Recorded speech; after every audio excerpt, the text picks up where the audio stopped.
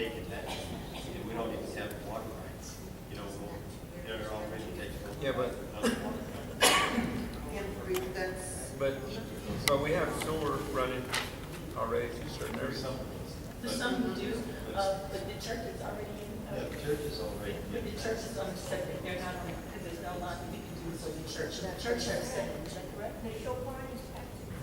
That's what they said, I don't think so. I don't know. It's not tax exempt. Someone said, I didn't say. So one point. That's what the council. And the highway department goes by the state.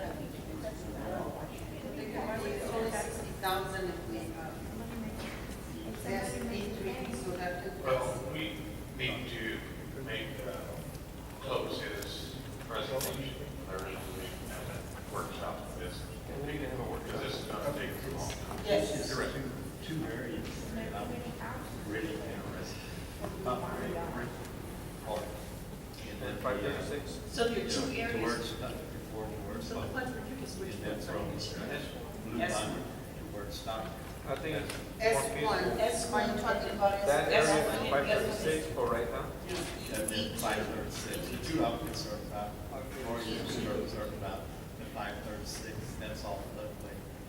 This next problem. So here's what we'll do, we'll carry this on, we'll carry this discussion into the action item later. I'm gonna tell the future a little bit, it might be tabled, but we'll get to it then. And we'll decide. Thank you. If there's no more questions for Mr. Stewart, I appreciate you being here. Okay, thank you. Thank you. I'll stick around for a while. So moving on to presentation B, Police Department, I believe we have Lieutenant Evans.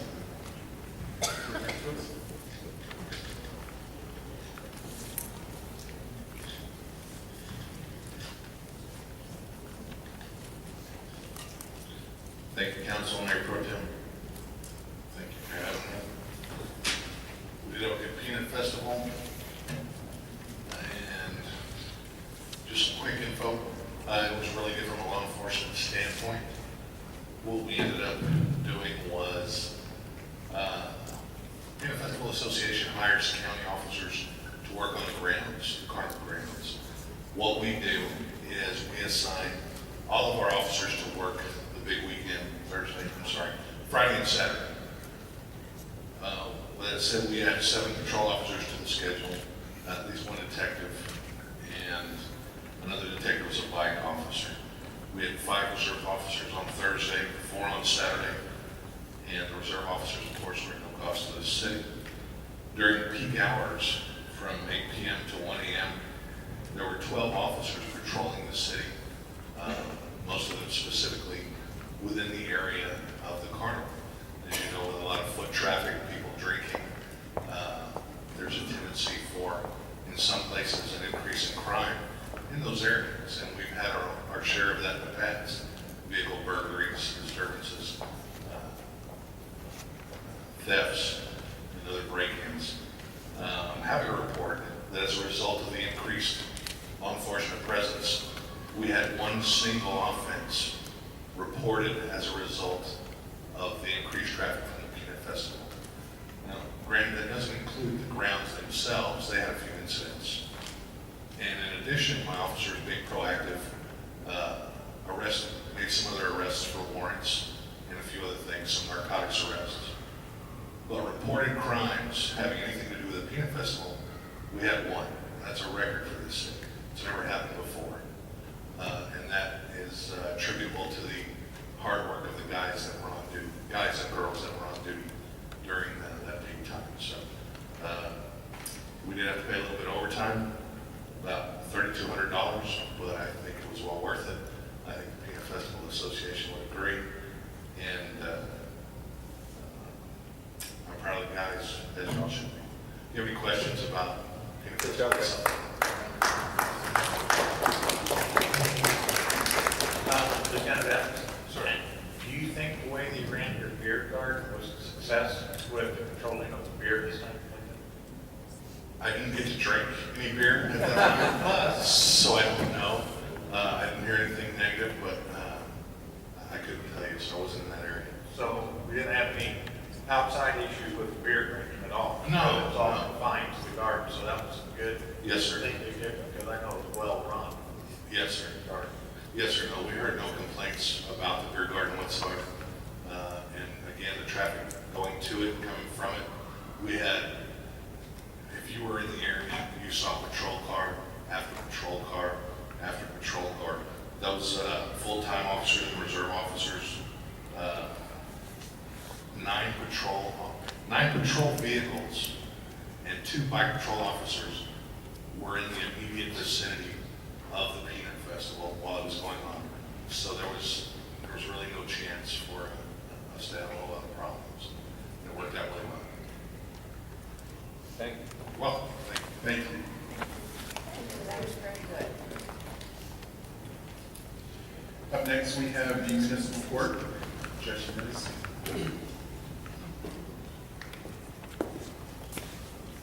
Mayor Pro Tem, council persons, I'm Joe Jimenez, municipal court judge, city of Floresville, and my report is from July the 1st through September the 30th quarterly. Violations by final date. In traffic, we had 228, state law 46, city ordinance 26, parking 1, total file violations 301. Completed cases, we had 0 there. Before the judge, we had 66 on traffic, 12 on state law, 13 on city ordinance, 0 parking. Total before the judge was 91, total completed was 91. Other completed was dismissed, driver safety court discretionary, traffic 2, for a total of 2.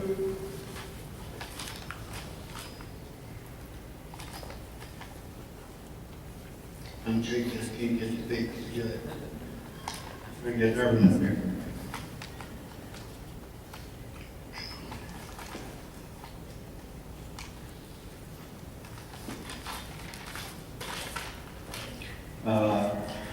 Dismissed mandatory, traffic 22, for a total of 22. Dismissed after deferred disposition, 111 in traffic, 20 state law, 5 city ordinance, for a total of 136.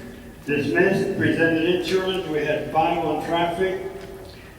Compliance dismissals, we had 13 on traffic.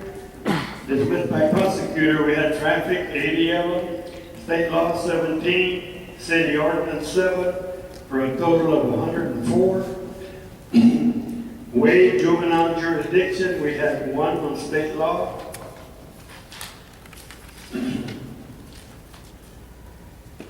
Voided dockets, we had 1 on state law. Total other completed was 284. Grand total completed was 375. The net difference filed and complete minus 74. Warrants issued on traffic was 4. State law was 1 for a total of 5 violations. Cleared on traffic was 31. State law was 8. Total violations 39. Total warrants cleared was 39. Change in total warrants 34. Other paid cases, we had total other paid fines was 63. Okay, here's a recap of all the money that goes to the state out of our fines, you know. We had a total of $34,773.75. Total fines, fees paid, $34,773.75. Total remitted to the state was $9,207.16. Total collected was $25,566.59. And they did for 34. Do we have any questions on the report? Report on to the next. Good job. Yeah, the prosecutor we had, he was carrying it all away, you know. The last time I told him, man, we're not making any money here, you're dismissing everything, you know. Okay, now I'm gonna do a report on the roundup. Officer Jesse Gutierrez was the one that conducted the roundup that we had in September.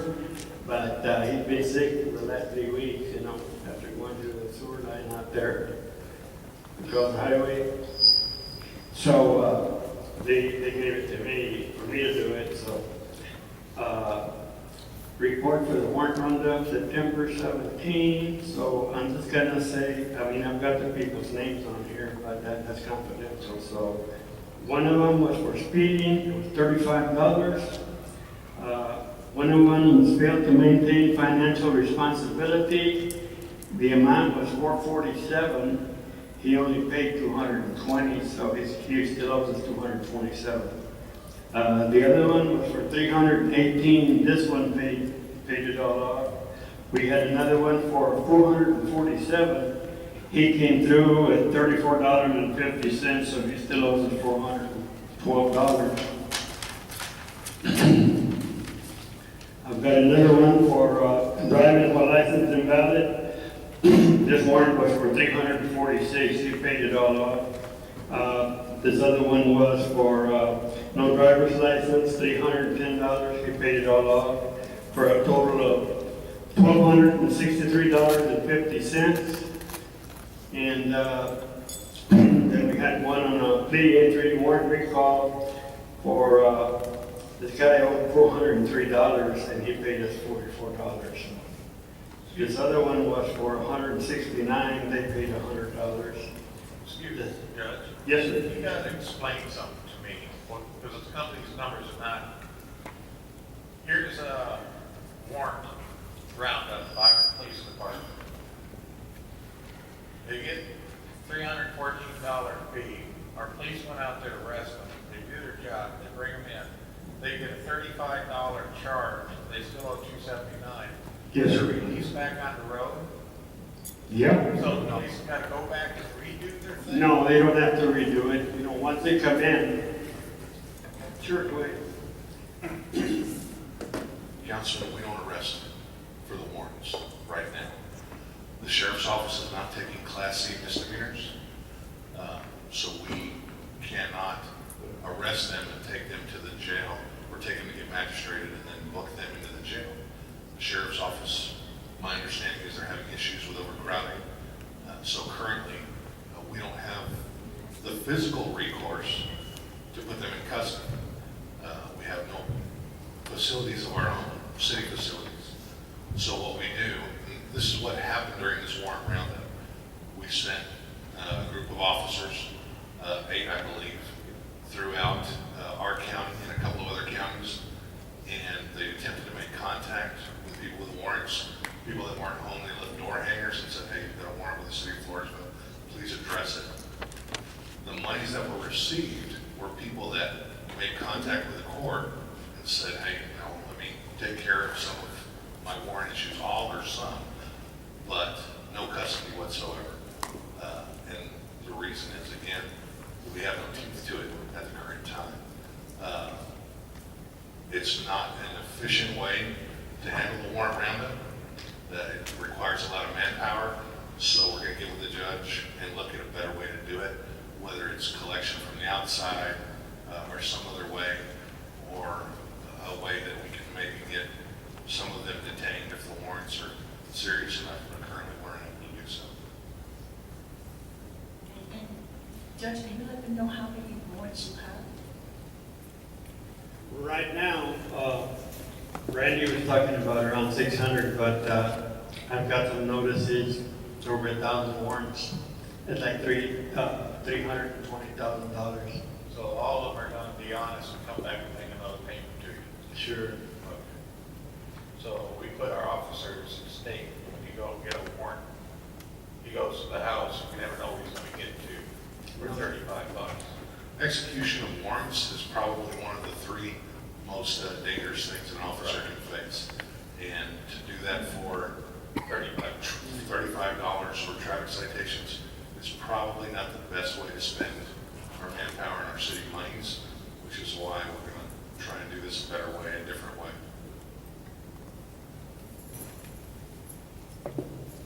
Thank you. That's why they had 2 officers to a car, because you can't send, one of them by himself to San Antonio, because you see him getting shot up all the time. We don't have a lot of officers in town. No, sir. And we send 8 of our officers out. That's almost like a full shift. worth of officers. Yeah, but it was 4 regulars and 4 reserves. Well, the reserves are helping. Yes, sir. They you lay over this easy with a bullet. Mhm. Thank you. Any more questions? I think we're good. Thank you, Judge. Thank y'all. Moving on to item 2D, cannabis myths and facts. Ms. Lee.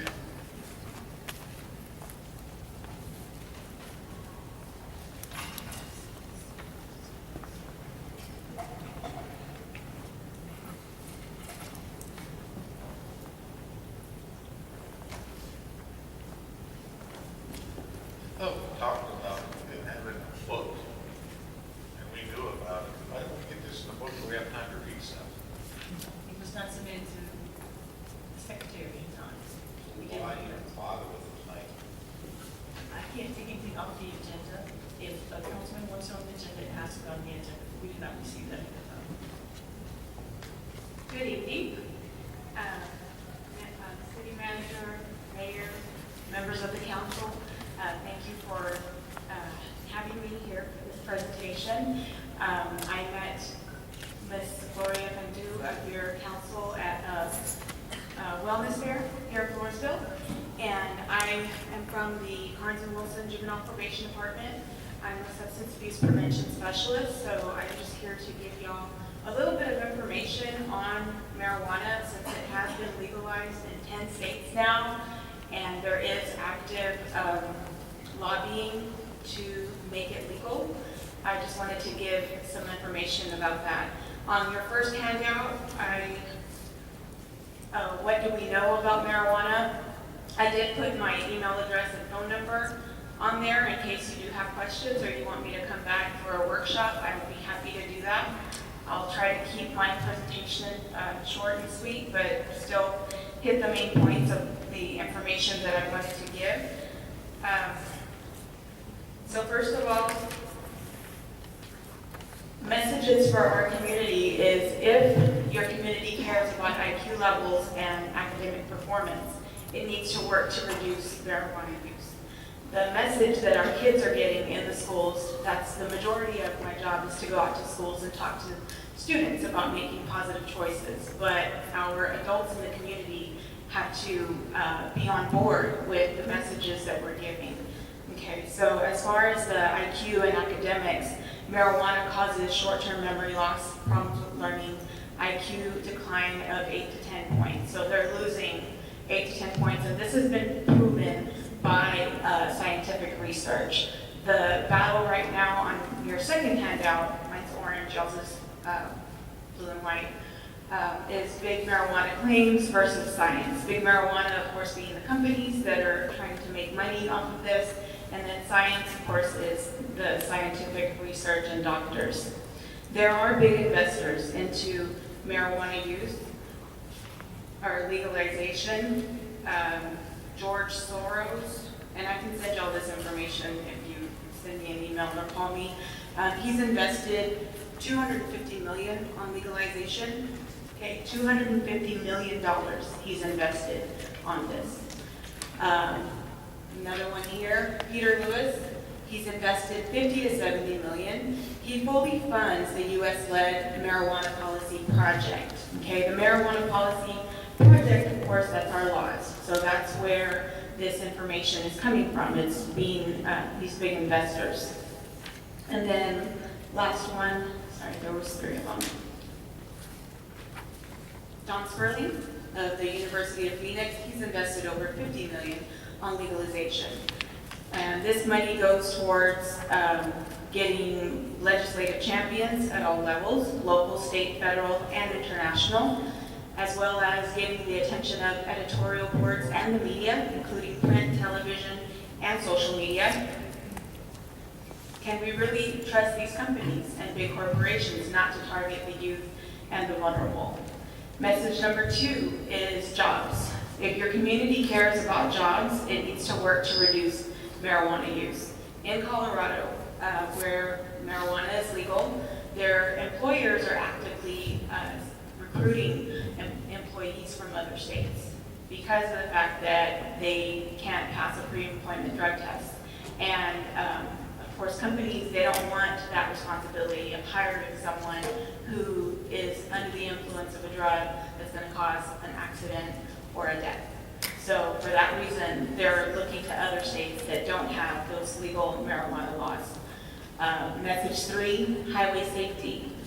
If you care about highway safety in your state and your community, you need to work to reduce marijuana use.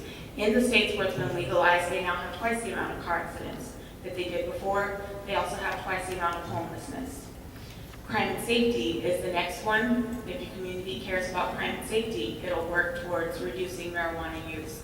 Supporters of legal marijuana say, let's legalize it, let's reduce crime. However, legalization has actually helped the black market in Colorado because people don't want to pay the taxes. So rather than paying taxes, they still go to their local drug dealer. As far as drug use rates, more youth enter treatment for marijuana than all other illegal drugs combined.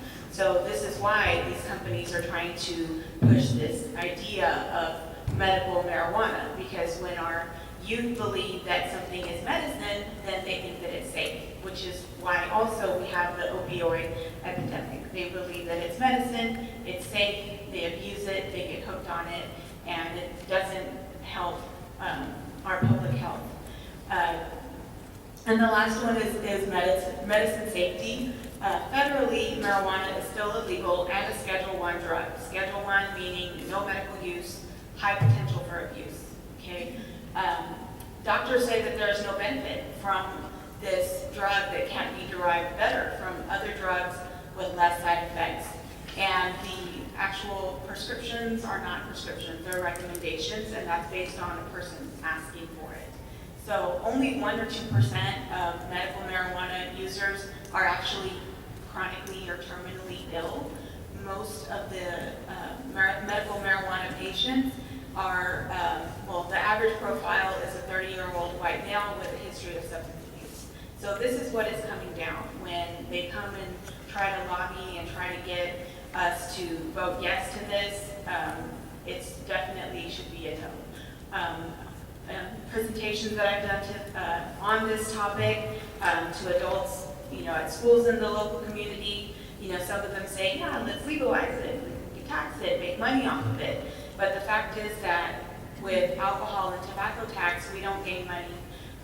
For every $1 that we gain, we lose $10 in legal, health, social, and regulatory costs. So it costs us more.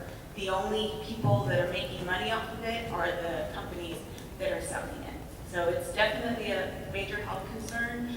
Do you have any questions? I apologize about not getting these handouts to y'all, but I can come back at a later date if needed. Does council have any questions? Thank you. Thank you. Thank you. Moving on to 2E, city manager report. Mrs. Turner. Thank you. Okay, I know my packet's kind of thick. I know my packet's kind of thick. I'm going to read all this too. The first thing on the agenda is actually for me to introduce the bookkeeper. As you know, Connie and myself, we were taught actually in this room to have a bookkeeper, and I'd like to put a name with the face. So I'll let you introduce herself. Good evening, Mayor Team Council. My name is Christina Dundu. I'm a longtime lifetime resident of Floresville. Graduated here, and so look forward to working with them. Thanks. This is the new one we just hired? Yes, this is our new bookkeeper. Can you tell me, Right. I haven't seen her before. Yes, her last name is Gibson, no relation. I asked 3 times and she said no. Or in relation to Theo Gibson, but they're not related. So I just want to put a name with a face. She's actually in my unit and she's there. As you know, she reports directly to me and works with Connie. We had a budget meeting today with all of our staff and gave them the budget today, and then you have yours as well in your notebook. So she'll be here. Can you give us a little bit of background history? Sure, yes. I have worked, probably went straight out of high school I worked for CPS Energy. I worked with utilities, I worked payroll, accounts receivable, all of the background. I've worked in customer service. I have over 20 years experience in all of that. And she just repeated your last job? My last job was at the Convy Memorial Medical Center here in town. So not government county, civilian county? No, no. Welcome aboard. Thank you. Yes, one of the things in the job description was accounting, and that's what we're looking for was a bookkeeper, not necessarily an accountant, which is definitely a different position, but we wanted to say, this is our new bookkeeper, and thank you so much for us to be able to do that. Thank you. In your, I'm going ahead with my next report was the USDA. And so this project has been before you for approval. It'll be coming before you on the 9th, which is our next meeting. We did have the opening, and thank you, Councilman Johnson, for coming. We had the bid opening on the 18th. The engineers will be there to present the bid tabulation themselves. Okay. Now, the USDA interest on the loan actually dropped as we're getting ready to close, hopefully sometime around December 20th, from 2.5 to 2.2, which is going to give us a savings of about $225,000, which was I'm really excited about. Now, one of the things I'm going to just remind the council that in this USDA, there are 5 construction projects. I have listed them 1 through 5 and given a quick description of them. So there's 5 different ones, one being City Hall, but you have that in front of you, okay? Any questions on USDA? Okay, and the funding is 3.7 now. It is a 40-year loan. When do we do this for the vote? When do you think that's going to happen? Do we have a vote coming on this one to do the 2.5 or 2.2? Yes, what happens is that we have to prepare for closing. Once you accept the bids, because we have to accept the bids, and M&S, your engineer, will be presenting it to you at your next city council meeting. Once you accept that, then we can go ahead and make the date for the December 20th to be the closing, where we actually sign and do that. But I can't set the closing until you all accept the bids itself. Okay. Do we have to do all of these projects? That's how you propose it to the USDA, all 5. But can we cancel one such as our meters? No, sir, you cannot. So we have to cancel all of them? It's all or none. The USDA, we have to start this process. I believe we've been at this for about 2 years. Funding is very, better government, as you can imagine. The funding has been earmarked for us, but not obligated to us until we actually sign the dotted line. Well, some of them, some can't afford the base. No, remember, this is going to be paid by enterprise funds, and that's the only thing that's making a positive in the city that's supporting itself. It's not even general fund on this. I was just kind of self-reading meters and stuff like that. Well, that's actually going to It's help kind you. of luxury. Oh, look, it's not a luxury, it's a necessity. However, one of the things that your presenter had last week, and it's further on your agenda, is Raul came and gave a presentation for you for the water project, to say that the water is paying for itself. And so what's going to happen for the 40-year loan is that your water enterprise zone will be paying for this loan over the course of 40 years. It does not come out of ad valorem taxes. It does not come out to the other things. It will come and make an improvement to your water system. Price of water. You also will improve your infrastructure. Now, one of the key things is we're preparing, and I know when I was hired, that was one of the key things that they talked about, was that we need to improve the infrastructure for your city. Regardless if you annex or not, you need to make infrastructure improvements, which will lead us to the spectrum, and I'll show you some pictures. You don't put pictures in here, but those are pretty good pictures. So I'm going to USDA. Talking about spectrum, if you notice, the city of Floresville has a lot of clay pipes. I met with Interactive, which is another one of your engineering services. I met with them, and actually, I met with Spectrum sometime before they got started, so that we can do that wonderful infrastructure so that we can have some high-speed internet. But what is happening is that they are breaking pipes all over town and hitting freight rails, knocking out people's electricity. But the problem with our pipes is that they're clay pipes, and literally, sometimes they're hitting them, but just as soon as they just expose them, these pipes are just dissolving. The dirt is actually what's keeping them together. So your engineer made 3 recommendations that you have here for your consideration. You do not have to make any tonight. We're going to be meeting with Spectrum. I've asked them to come back and meet because it's happening all over town. And this is only in the first node. There are a total of 5. And this is what we're having already in the first. So we're going to have to address this issue. Well, aren't they responsible for the damage that they're doing? They are not responsible Why not? because it's our infrastructure. It's your Spectrum infrastructure. is our infrastructure. Okay. No, the pipes are your infrastructure. I know, but they're the ones breaking them. They're not breaking them. As soon as they expose them, just removing the dirt, they're collapsing. Because they're old, they're clay pipes. And they